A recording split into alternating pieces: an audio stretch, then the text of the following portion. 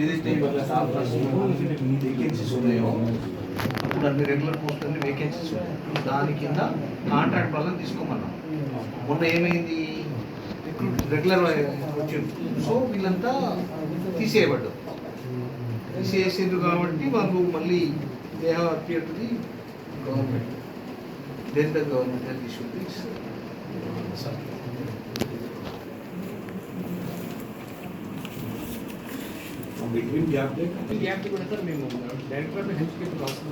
నువ్వు అట్లా కాదప్పా ప్రొసీజర్ చూపి చెప్పాలా. డైరెక్టర్ ఏమో ఇచ్చేయమని చెప్పినారు గ్యాప్ పీరియడ్.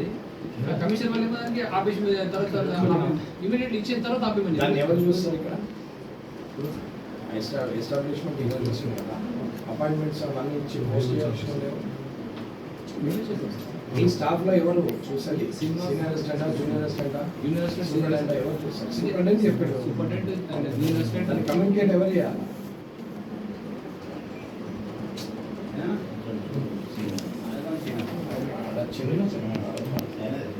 అలా మాట్లాడేది సార్ ఏదో రెస్పెక్ట్ లోపల వచ్చి కూర్చున్నామంటే కూడా నేను రాను, అక్కడే నిలబడతాను. నేను కూర్చోనికి రాలే కదా, నాకేమో నేను ఏం ఈయన చుట్టాలి.